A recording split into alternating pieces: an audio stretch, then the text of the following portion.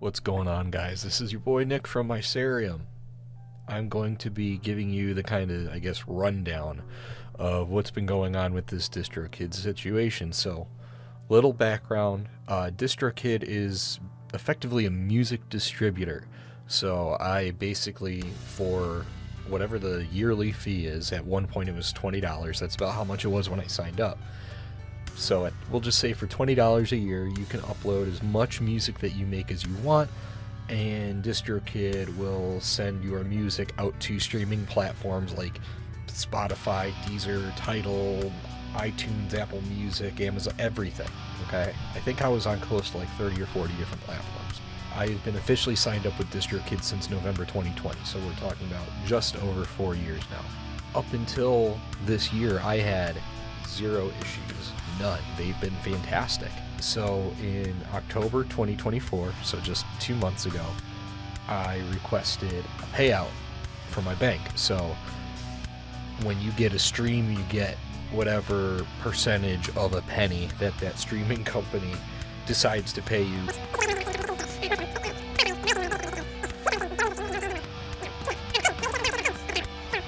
Anyway, away from Spotify, back to DistroKid, target at hand, is, long story short, I requested a withdrawal, and I got the email, which I will show over here.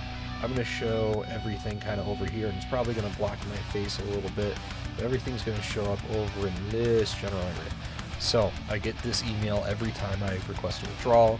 Hi, this email confirms that we received your request to withdraw earnings. Earnings will be sent to the payment method you specified at email address or whatever address.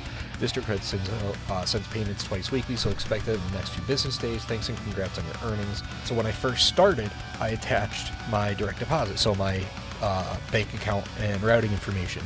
So that way I didn't have to go through, third parties, like, go through PayPal and pay that fee, and then from PayPal to my bank is another. Didn't want to deal with any more fees. And then the next email says, Dear Nicholas Roberts, woohoo, your payment has been processed. Here are the details, and it shows the details. Okay, that was on October 18th, 8 days after I did that request, which is fine, weekends and everything, processing time, no big deal. So I was expecting a total payment of $30.44 as the amount that I requested, was $31.51 minus the $1.07 for the banking fee, banking transaction fee, whatever, $30.44. Perfect, no problem. And then the next email, 4 days later on the 22nd of October, Dear Nicholas, we attempted to process your payment of this amount. Payment failed for the following reason: no such account and unable to locate such account. Basically, what had happened was the payment processor put in my account information wrong to process the payment, which is weird because for the 4 years that I've been with DistroKid, I never had any issues with payment. I put in my account information one time and never had to deal with it again because every payment went through flawlessly. So I don't know what the issue is unless somebody's physically putting in the numbers and screwed up. So should be on screen now is showing all my previous withdrawals. I've only withdrawn a total of 3 times, and one of those failed. The first 2, no problem. September 16, 2022, April 6, 2023, those were no problem. And then all of a sudden, October 18th, 2024, I have an issue with no changes to my account information. And the other thing I noticed is that they're very, very prominently displaying, and I even have it written here, Tipalti mentioned on every payment and withdrawal fees. Is that necessary? Is it overkill? And Tipalti is their payment processor. And so I'm showing here is that I was charged $10.93 in withdrawal fees because the amount that I received back, which when you withdraw, it withdraws the total amount from your bank. Your earnings as displayed on your DistroKid bank, as they call it, would have been, in my case, $31.51 minus the $1.07 and then $30.44. No problem. Perfectly understandable. But then, because the payment didn't go through properly, they have to now send that $30.44 back. My question is how does 3044 turn into 1951? I contacted my bank because at that point I had reached out to DistroKid and they said it was the bank's problem. So I reached out to my bank and I said, hey, what are your rejection fees? And they said, what's a rejection fee? And I was like, oh, okay. So this is what's happening with DistroKid. They're telling me that the bank charges a rejection fee when a payment doesn't go through. And they're like, no, it's not on the bank's end. So what I did was I had the lady on the phone send me an official message on the banking app explaining the back-end information that she also gave me receipts to the screenshot of, which will be on screen shortly. But this message says, attached is the documentation you requested showing the payment amount of $30.44 from DistroKid LLC on 10/18/2024 was returned as RO3, account not found, and returned back to DistroKid. So it was a rejected payment because of DistroKid's mistake. Okay? So regardless of whether DistroKid or Tipalti and my bank, DistroKid's pointing fingers at everybody else, and everybody else is pointing fingers at DistroKid at this point. So regardless, is if DistroKid put the information in wrong, should they not have to absorb that rejection fee? Why should that rejection fee based off of their mistake have to be absorbed by the artist? Why should the money that I got paid be taken from me because of somebody else's mistake? That's my money. You don't just get to take it. I worked for that money. So that's what's happening here. So now on screen should be the back-end information from the bank showing, the source is DistroKid LLC. It shows the date of the payment sent. It shows the amount, it shows what the return code is, and then again it shows the total credit for that return. Mind you, by the way, I should have prefaced all this with saying their online chat, you can't talk to anybody. It's all AI, all the automated, made responses. And then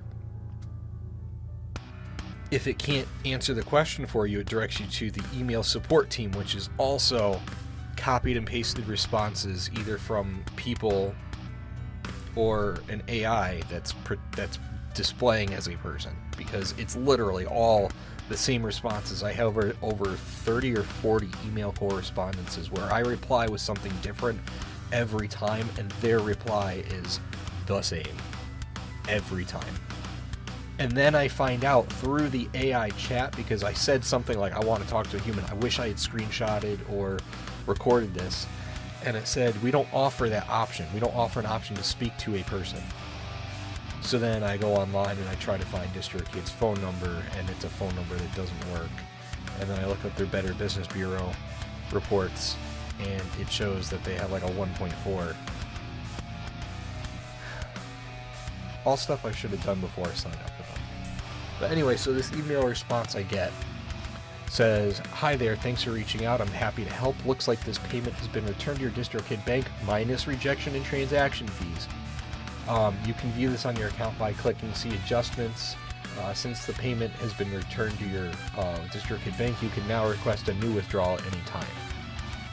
So that's the response I get every time. And then, just for ha-has, I tried scouring their website looking for what the transaction or the rejection fees actually were, because I remember specifically that they proudly displayed their payout fees as if it was like a place of pride or something that they took pride in. And even here, I got it pulled up. It should be pulled up on screen now. Is it shows you every possible fee that you can get for every possible payout method, which is brilliant. They should do that. But what they should also do is tell you what the rejection fees are when the payment doesn't go through. And it even says on this page here, please be sure to triple check that you selected your preferred withdrawal method and are aware of the fees associated with your preferred method. A rejected withdrawal request may accrue a rejection fee from our payment processor, Tipalti.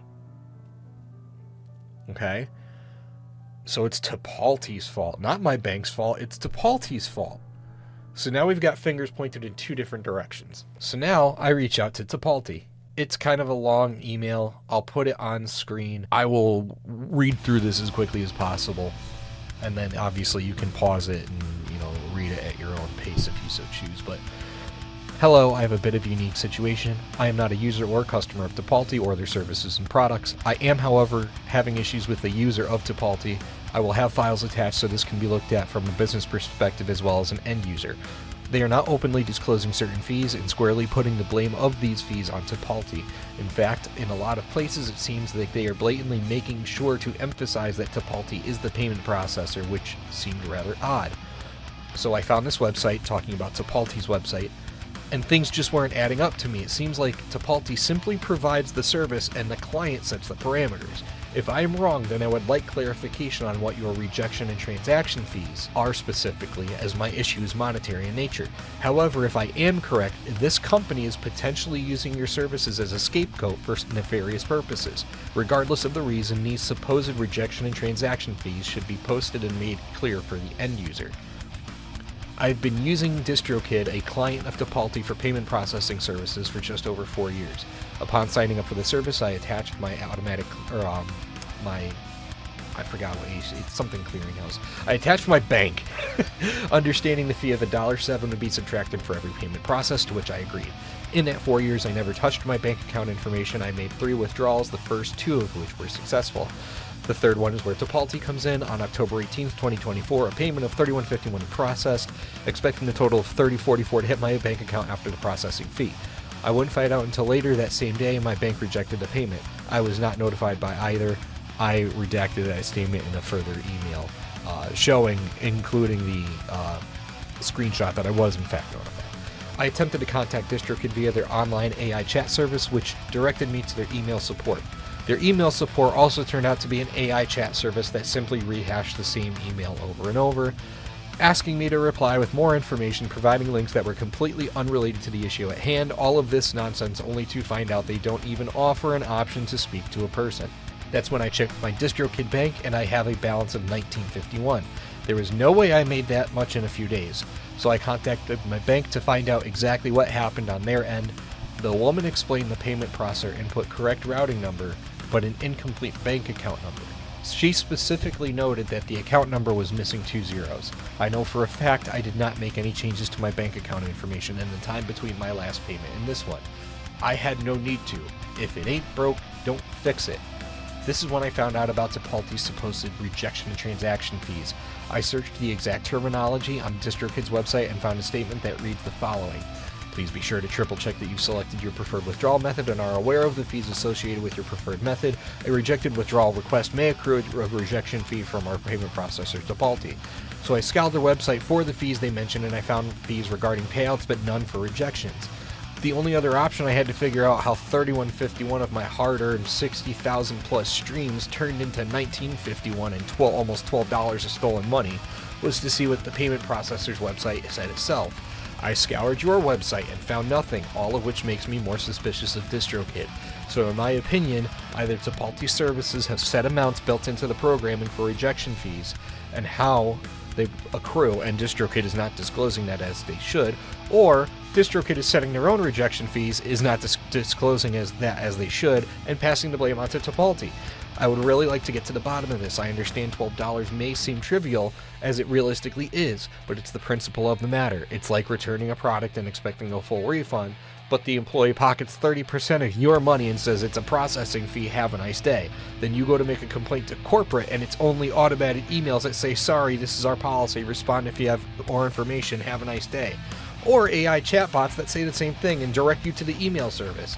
You don't play with people's money. It's not right. Any help would be greatly appreciated. Thanks in advance.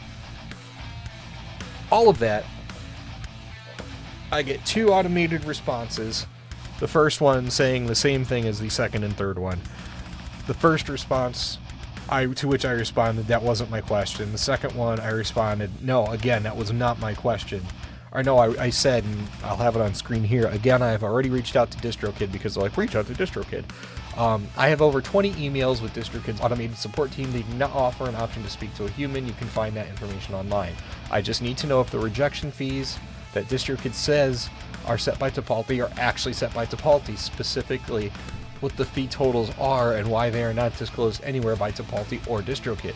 I've already filed complaints against DistroKid LLC with the Federal Trade Commission, FTC, and the Better Business Bureau, BBB, citing potential theft and deceitful marketing. Tipalti was mentioned in those claims as a third party, which they were. They have to be. How am I supposed to get through any proof or information without including the payment processor that DistroKid is squarely putting blame on? Of course I have to include them, but it's like, hey guys, you are included in this investigation that I'm doing. Maybe you want to give me a little bit more fucking information than you're giving me, with these automated bullshit emails. And then my third email, again, still on screen, says, "Hi Nicholas, we understand your concern. However, DistroKid has its own dedicated portal for vendor onboarding." That's not what I'm asking about. So Tipalti, again, is just, saying, here, talk to DistroKid. DistroKid saying, hey, talk to your bank or Tipalti. Finally, I get an official response, from somebody at DistroKid named Blair. First new name in over a month. "Hello, Blair here, thanks for writing in. The rejection of your payment comes directly from your bank, so you may want to follow up with them for more information." That's a lie. The payment details used for your withdrawal were as they entered at this, the link, so please make sure that those details are correct before requesting another withdrawal. We cannot waive the rejection fees on our end. That's bullshit, I guarantee it. However, I understand that this was unexpected, so I have refunded your subscription fee for a free year. Please don't hesitate to reach out if there's anything else we can help you with. So basically, I wrote back, I was like, thanks for the refund, but you're lying to me again. And I just resent this screenshot you have on screen now, showing a rejected withdrawal request may accrue a rejection fee from our payment processor, Tipalti.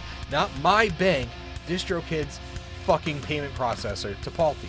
So, quit fucking talking in circles, okay, DistroKid, and give me some fucking answers, okay? I've been tagging you and the owner, whatever his fucking face is, Philip Kaplan, Pud.